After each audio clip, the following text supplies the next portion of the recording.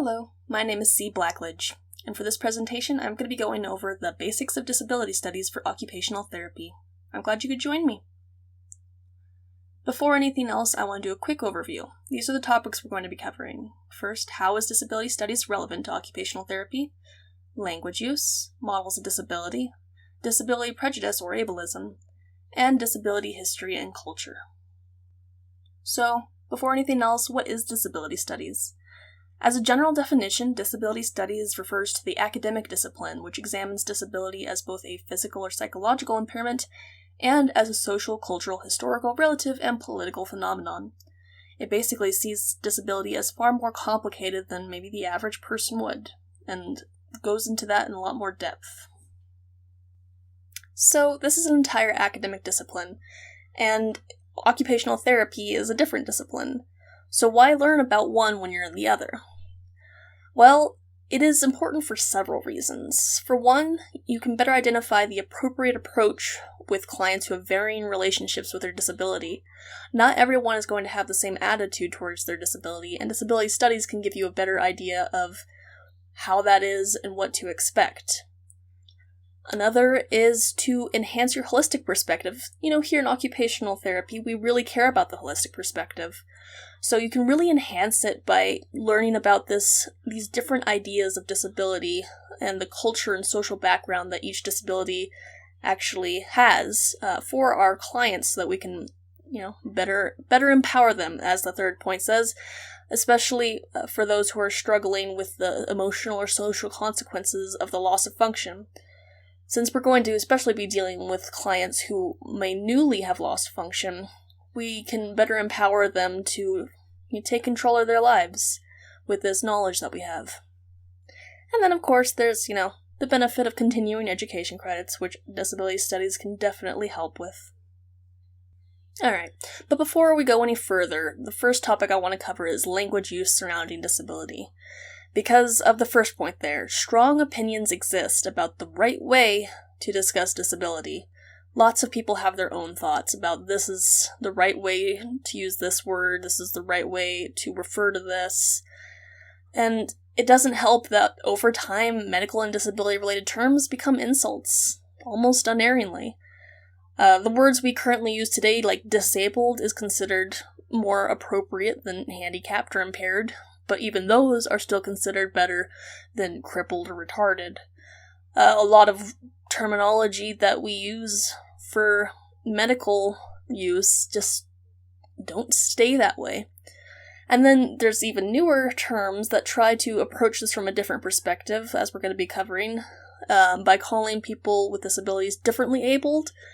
And that's more used, I think, by parents and guardians, and it's really kind of controversial among the disability community, because it's not acknowledging their disability, it's presenting it in this sort of other way that feels uncomfortable and coddling.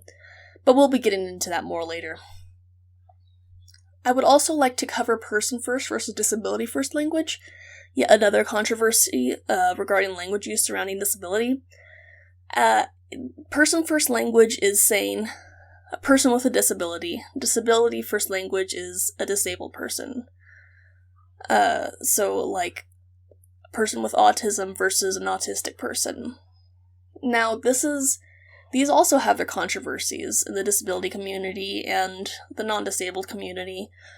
I will say, as a rule, since we're going to be practitioners in the US and we're working with this particular culture, it would be more appropriate to use person-first language unless the client prefers disability first, and some people might.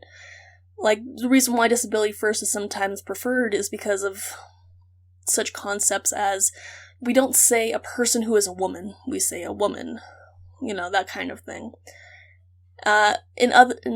Across the ocean, they might use disability first language in general, so cultures will vary, and that's something to be considerate of. Overall, though, I don't want us to get hung up on the semantics. As occupational therapy practitioners, we just need to remain professional and appropriate. Consider who we're interacting with, the whole 9 yards. Now we're going to get into the meat of disability studies. these are the models of disability. These are a big part of the discipline as a whole. The whole goal here is to question everything you think you know about disability. Use your critical thinking skills and start from scratch. So, the medical model. This is a model that suggests that disability as a whole is linked to the physical body and reduces quality of life. This is something that the healthcare professional must cure or diminish. And this is the model that's taught in most healthcare disciplines, including occupational therapy. However, it has some issues. Some of the critiques include it is a very individual kind of model, and it's shifting focus and money, in practical terms, away from universal design, inclusive policies, useful accessible technology, in favor of fixing the body. I have fixing in quotes. This is perceiving the disabled body as a deviant or defective thing that must be dealt with so that they can become more normal, and therefore healthy and therefore acceptable. So it's not the end-all be-all, even though that's how we're taught in our profession. The next is the social model, and a lot of disability studies starts with this model because it really changes some perspective on disability. So in this model, disability as a whole is the result of society's failure to provide equivalent attention and accommodation to non-normative bodies. This is kind of a direct response to the medical model, a direct inverse. And it suggests that disability is this lack of accommodation, and it's a societal problem. It's not something to be cured, but something to be fixed by all members of society. The architects who make the design should be using universal design. Politicians need to be using inclusive policies to begin with. When you see a set of stairs, that needs to be because there was no possibility of putting a ramp. A ramp should have been the first attempt. First default assumption there. However, the social model is not fully inclusive and has its own critiques. For example, it really ignores the lived experience of disability beyond the social perspective. Disability is not something that is just something perceived by society as a certain way. It is something that you experience. Pain is not something society places upon you, it's something your body is experiencing. The way your brain works is going to be different. It's going to be its own lived experience. It's not purely the way society looks at you. So it doesn't cover everything. Now, the social construction of disability, this model tries to be more inclusive of both sides. And it suggests that disability is the result of a combination of an embodied experience and the environment. Let's get more into that. This is sort of a more graphic explanation of what social construction of disability means. This was provided by a previous professor I had, Professor Julia Sherba de Valenzuela, and she was teaching special education at UNM, University of New Mexico. This is a particular course called, as you might guess, Social Construction of Disability. Now, this is a really useful model here. It suggests that you start with a condition, the physical aspects of it. It is filtered through these various parts of society, and that together creates the actual disability. Now, this is good because this also considers things you might not immediately think of as a disability and explains how it is not perceived often as a disability because of it. So, think a nearsighted person, someone who uses glasses. So, we're starting first with the myopia there, that's the condition of nearsightedness, and then it goes through these filters here. So, the glasses as an adaptive device, the perception of the glasses, it's not really stigmatized. It kind of was for a while. Still has that little bit of it's a nerdy thing, and the classic four-eyed geek or whatever. It's not really perceived so negatively now, though, because it is so widespread. Lots of people wear glasses. It's not unusual.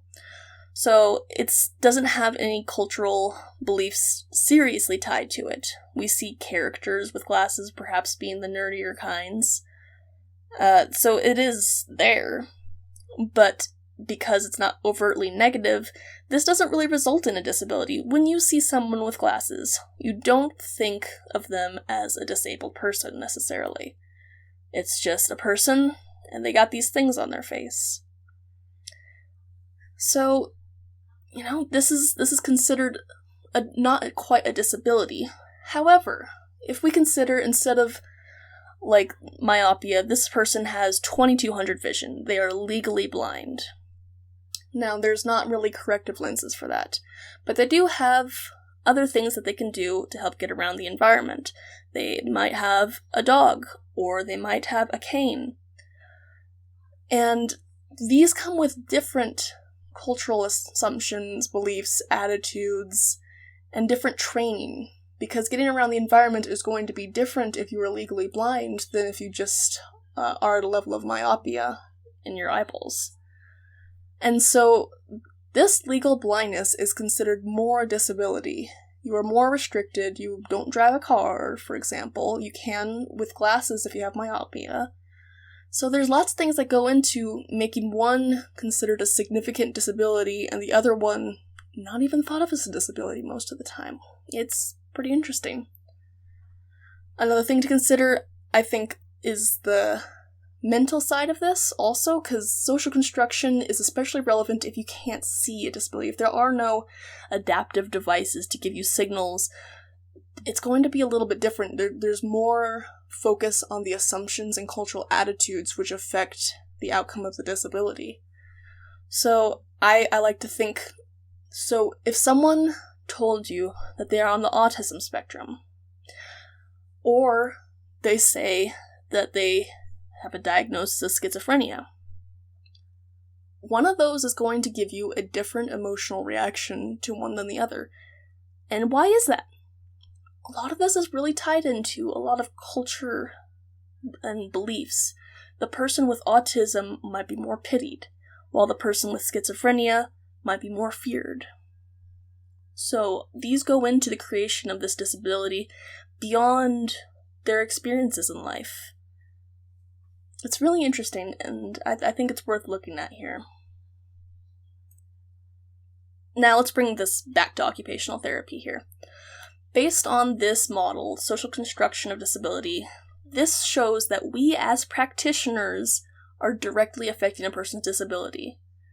We're not just there. We are influencing this person's experience in life. Whether this be our day-to-day attitudes with them, the way we evaluate them, what strategies we're teaching, what adaptive devices we're helping them access. We go a lot into making this person's life a certain way, one way or the other.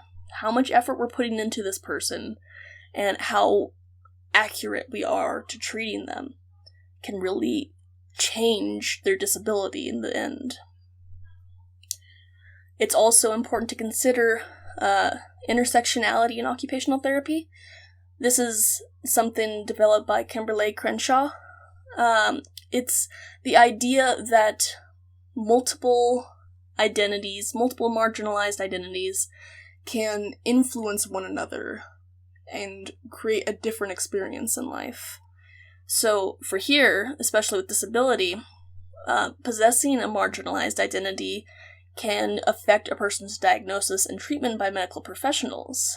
If someone is Black, for example, they might be evaluated differently than someone who is white. And so the different diagnosis and the different treatment they might get is directly affecting how disabled they are, basically. So we're all going to have unconscious biases. And being aware of that and understanding that this is going to affect treatment and evaluation, we need to be aware of that, and then we can help ensure that our clients get appropriate treatment. We can double check ourselves, use our critical thinking skills, and make sure that us and the interdisciplinary team are treating these people correctly. One good example is a lot of young girls do not get diagnosed with ADHD because it is perceived differently. It's perceived as daydreaming, versus a young boy bouncing off the walls is considered to definitely have ADHD. Oh, look at that hyperactive. We don't see the inattentive in the girls, and yet that's the type that is more relevant to young girls. So that's a case where intersectionality is affecting their diagnosis. So being aware of that can help us treat our clients more appropriately, get the appropriate treatment. Another thing just to consider while we're in this area is that the evaluation process we might be using could be biased. This is because of the population that is used to create the evaluation. They might not be as varied as is ideal. They might not be truly randomized.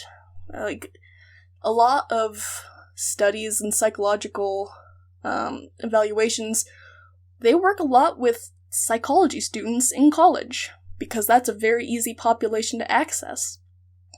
And yet this is not going to necessarily reflect the wider population and our clients. Another thing is also how some people, like, who English as a second language learners, those clients may not get the same results in the evaluation because of language issues. These are being conducted in English, and maybe it's interpreted differently because it means something different in their language. There's lots of ways this can go into it, and we are affecting our client's disability, so we need to be aware and keep this in mind so that we can ensure they get the best treatment possible. Now that we've established that disability is a bit more complicated and a bit more social than we're necessarily taught in school, I want to cover the specific prejudice that occurs in relation to this. This is ableism. This is important for us to study. Our clients have been or will be facing this prejudice from society, groups, and themselves. This is going to shape their attitudes towards treatment and lower their self-esteem. This is not something we want to happen. We want to empower them and make them stronger. So we need to be aware that this is something that's happening. Let's address some examples of ableism in daily life. For one, perhaps the most common is objectification that you can see on social media. So one common one is inspiration porn. This is basically images of, like, say, a Paralympic athlete who is running the mile, and then below it is this cutesy quote about, if they can do this with one leg, you can go get on the treadmill. It's just using them, reducing them to their disability, and using them for your own emotional gain. You can also see this on the inverse side of it, the pity side of it, where you see an image of someone who is visibly disabled, and the caption is something along the lines of, the world is so cruel, and this person has to suffer so much. Once again, reducing them to what they look like, what their disability is, and removing the fact that they are a human being that has, thoughts, feelings, emotions, reduces them to just an object. And then freak shows, those are supposed to be a thing of the past, where we parade around people who are visibly disfigured or looking funny in some sort of way. Except now we have just made it a TikTok thing, where you see images of people who are visibly disfigured or obese, or something along those lines, and they are just laughed at. They are used as an object for amusement, for mocking, and it's a ableism that you can see in your daily life, and it's very unfortunate. And then, not only in social media do we see ableism, but in regular media too. You might know of the mercy killing trope. Essentially a character who might have been once powerful and physical, now suddenly has a disability and can no longer do the things they once did. And their life has come to a halt and is completely ruined, and the only just thing to do is to kill them. They feel like such a burden, and they just say, I want this, I want death, because the common non-disabled person can't imagine life as a disabled person. And it's very unfortunate, because it does perpetuate this idea that there is no life worth living if you are disabled. There's also the character tropes, such as Super Crip, where someone has a disability, but they've got, like, some new supernatural ability that helps them overcome it. You might think of Daredevil with his blindness, and how his blindness isn't really relevant, because he's got these super senses to make up for it.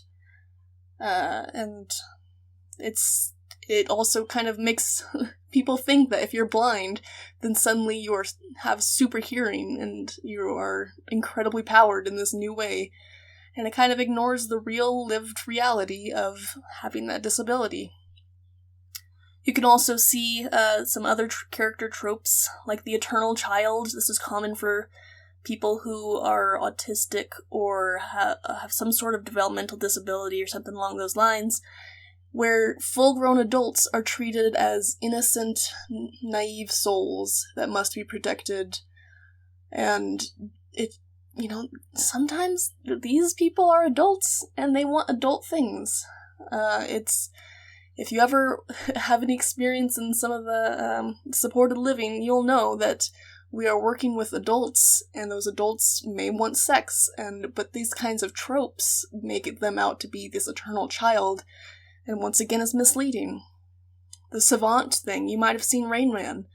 Not all people with autism, on the autism spectrum, have this magical ability to calculate huge numbers in their head. That's just not the way things go, and it once again perpetuates this mistaken idea about what this disability is like.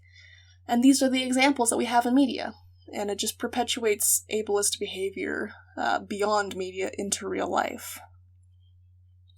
And then I do want to acknowledge some of that real-life ableism. It's not just things that you see on your screen, but it's also such things as poorly enforced accessibility laws. The ADA has been out for 30 years, but there are still businesses that do not adhere to the standards of having an accessible spot, having a ramp. And even if it's not here in the US, you could still see this kind of fact happen in other countries. It makes traveling more difficult for people who use wheelchairs if, there's no accessibility. There's also issues with job accommodation laws and other things. Just essentially the rights that people have fought for aren't necessarily made available, even though they're supposed to be legally enforceable. The last one here I want to mention here is the violation of personal boundaries. This is particularly common with people with mobility aids. So if someone has a wheelchair, sometimes, for whatever reason, a stranger will decide, oh, I'm going to help you out by pushing you. Or not even a stranger, maybe it's friends and family who decide, oh, I'm going to do that, but you're essentially taking their independence away from them by just getting in the way and saying, oh, okay, I'm going to decide where we're going. It's the same as if you were just to pick up a random person off the street. This is the way they get around. It doesn't make them open for messing with, essentially. And the other example I have here so I have this story. One time when I was on a bus, when we were the next load of people were getting on, everybody was sitting down to go to the next destination. There was this one gentleman who was visibly blind with his cane, and for some reason, this lady, without saying a word, reached up, grabbed him by the upper arm, and just pulled him into a seat, just yanked him down. He was, of course, perfectly polite about it, because what else do you do but say, oh, thank you. But I can just only imagine, it's like, I'm just trying to do something, and then out of nowhere, somebody has nabbed me and pulled me into a direction that I don't know if it's safe or not, but did it anyways without saying a single word to me. And it's disrespectful of their bodily autonomy. If I was in that position, I would have probably gone off on that lady. It was not appropriate. But ableism is everywhere, and people are not always very respectful, So, we've acknowledged ableism exists, and it can kinda suck. So how do we address it as an occupational therapist or occupational therapy assistant? So, these are things that are impacting our client's self-esteem. So what we need to do is we need to provide counterexamples, because all of these media portrayals and this may lead to this belief that their life is over, that they can't be anyone, that this is the end because they have a disability, that their loss of function is going to impact them in this life-changing way, and it is going to impact them in a life-changing way, But it's not just this negative thing. So if we provide counterexamples, we can show better media portrayals of disability. There are films out there that do a more accurate job of representing a person in their daily life, and can be empowering without being a super crypt trope. You can also provide history of notable people that share that client's disability. Show that, they did all of this, and you are capable of it too. It's not the end of the world. That they don't just have a disability, they are thriving with it. And then, of course, connecting them with support groups of people with that same disability. This is a counterexample because they are meeting real-life people who have the same loss of function as they do, and they're still out there living their lives. These are excellent as counterexamples. I think this is a powerful thing you can do to support your client. Another thing is teaching the client self-advocacy techniques. This will be especially important for the ableism I mentioned about not enforcing laws appropriately. We can connect them with disability law resources, and also that support group still would be pretty helpful. If they can take care of themselves without the interdisciplinary team having to be there in order for them to have their rights fulfilled, this will be better for them and us in the long run. And then, of course, lastly, therapeutic use of self. This is just kind of a small thing, but ableism, it has an emotional impact, and maybe that'll be relevant during our session, so we need to be prepared to use our therapeutic use of self to provide emotional support as needed to address ableism. Show that we're there for you, and you're gonna get through this, and it's gonna get better. However we need to. You're gonna know your client much better than I will, for sure. And so you can use your therapeutic use of self to address that ableism and help improve their self-esteem. And then I'm gonna throw this in as a bonus challenge for all of you listening here. For a week, I want you to record every use of disability-related language you use or hear in your daily life. And then you can use that and look at it. Look at the context. Is it being used in a medical way? In an insulting way? In a comparison sort of way? Like, this person was so ADHD, or this object is being very OCD right now, this coffee maker. This is going to help you really notice disability more in your daily life beyond what you're used to in this profession. This is going to help you notice how disability terminology can be pretty misused, and ableism is very casual. And this will also empower you to be able to speak up about it. Sort of say, I don't think that's OCD, I think you're meaning like perfectionism. And just little counterexamples can, like that, not necessarily for helping our clients, but with the people around us, we can help make a larger impact on society, get people to use their own critical thinking skills to think about how they think about disability, and make it a little more accepting for the next person with a disability that person comes across. Alright, we've covered ableism, the bad part of the social side of disability. Now I want to cover the more positive aspects of it, disability history and culture. This is fun stuff. So, I will say occupational therapy students in the United States, we already review some very important legislation that has shaped the lives of people with disabilities.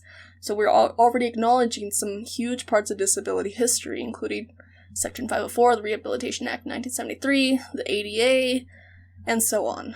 But disability history is far more vast and nuanced, and in order to get that more holistic understanding and to provide better counterexamples for our clients, it's important for all of us OT practitioners to have a passing familiarity with disability history.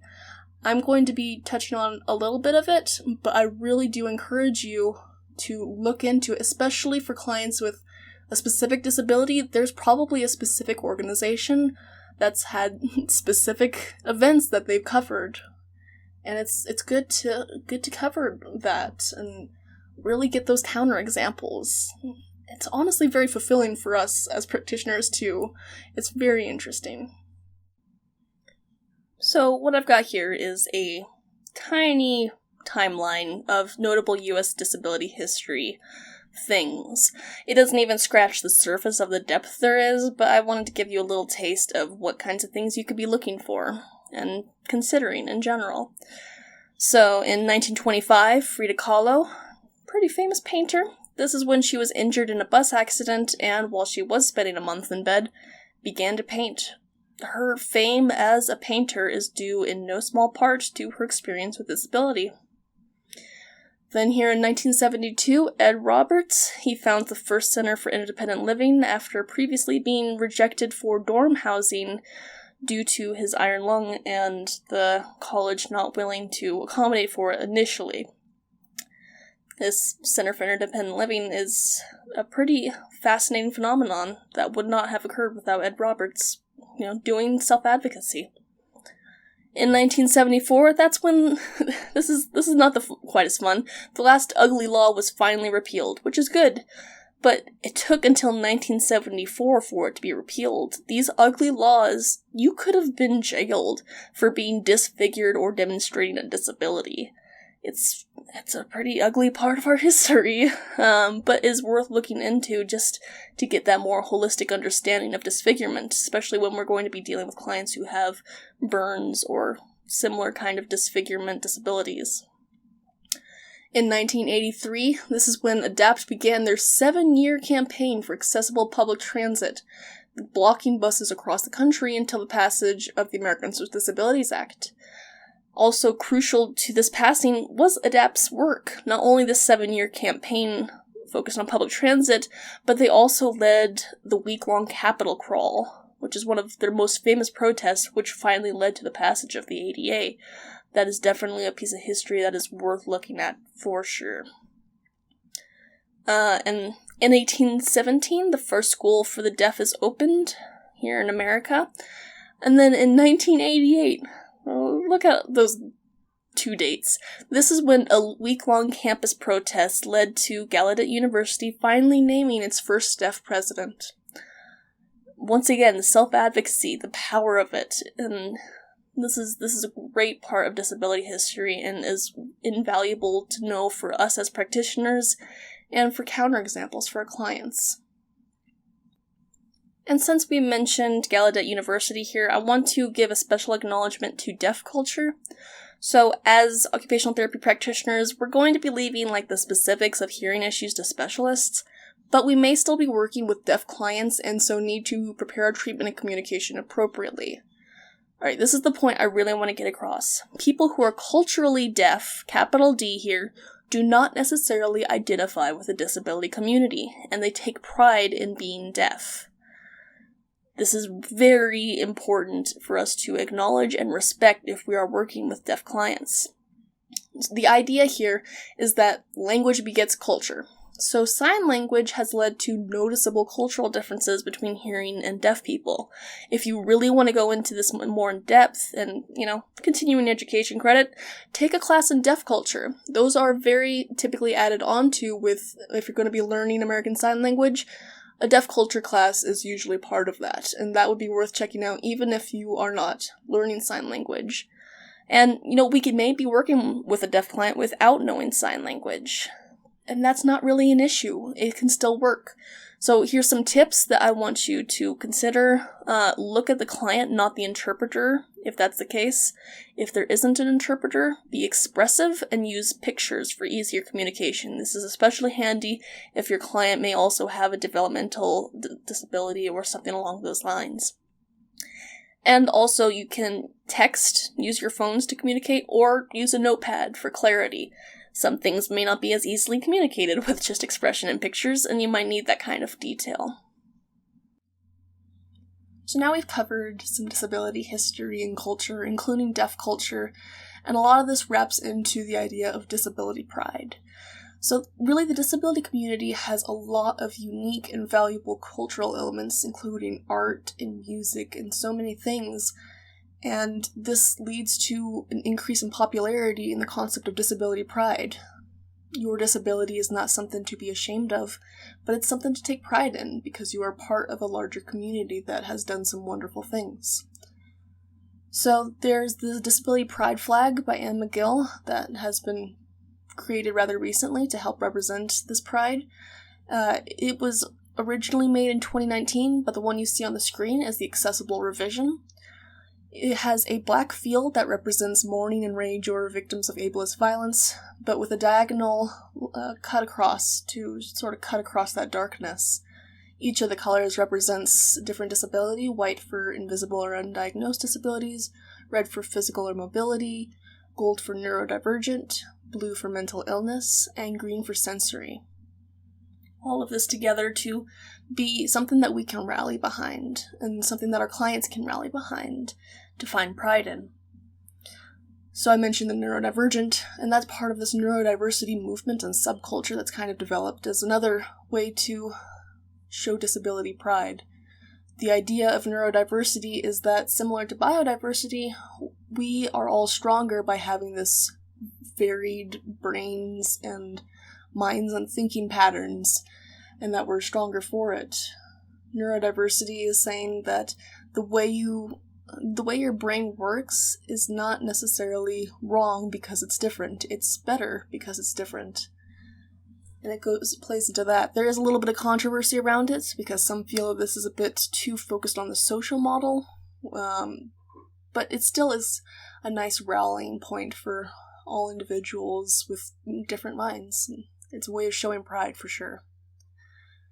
Another way that pride is being shown is by reclaiming terms. So I talked about disability first language a little bit already, but again, one way people show their pride in having their disability is to use disability first language. Calling themselves, "I'm a disabled person," can be more empowering than saying, "I'm a person with a disability." Additionally, I mentioned cripple as one of the negative terms that has been used as an insult, but it's also being reclaimed by those individuals that would be labeled that way. And it has led into a source of pride in such things as, like, there's a hashtag Crip the Vote. There's also another subculture, cripple punk, and Crip theory. Similar to how there's queer theory, there's Crip theory for disability studies, which is a valuable concept and a valuable source of thinking. So, like, all these kinds of things, these all work wonderfully as ableism counterexamples, and it could be especially useful for clients, as I mentioned before, with the new chronic diagnoses or permanent loss of function. After that period of mourning, where everyone mourns what they lose, after that period when they've accepted that this is the way life is at this point, we can then take the next step to show them that you don't need to be ashamed of who you are.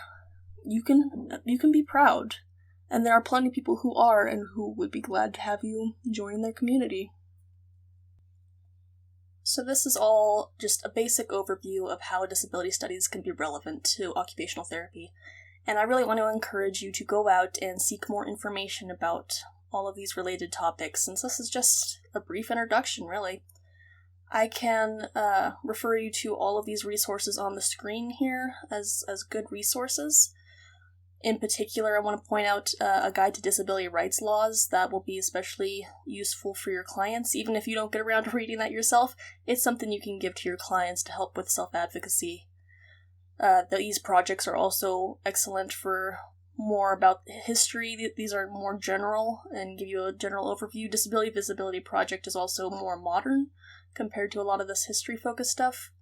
The Lives Worth Living documentary is something I highly recommend. It was a very good watch. So if you are gonna do anything, I would, take a couple hours out and watch this documentary.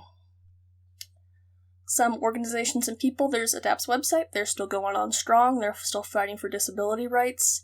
The Autistic Self-Advocacy Network, they're just one specific network for the specific area of disability, and there's plenty of others, and they're especially a good one. Urban Cripple Blog, they are especially focused on wheelchair users and can give recommendations for good backpacks and such to use, and they also have a lot of good disability activism that they talk about. Peggy Chong, the blind history lady, she does a lot of the lives of the regular people who are blind, not just the famous people, but the everyday. And she's published quite a lot on that. I have her as I'm on her email list, and I would recommend that. It's a very nice read to have. Just pop into your email every so often. It's nice to have a good thing in there, you know? And then Off the Crutch podcast by Travis Davis. I know Travis, he's an awesome guy, and his Off the Crutch podcast is a great general disability-focused podcast that you can listen to while you're on your way to work or whatever else. Lots of guests, including one episode on occupational therapy, which is nice. And then beyond that, just keep on looking. If you want to read a specific book or see a specific film, take advantage of your library. Search engines also, you can find all sorts of things. I just encourage you to use your critical thinking skills. We want to look for not just medical reviews and such, but we want lived experiences so we can really provide our clients with a holistic understanding of their disability and the disability community that they are part of, and we will all benefit from that. That's all I have for you today. Thank you so much for listening, and I hope you go out there and become the best OT you can.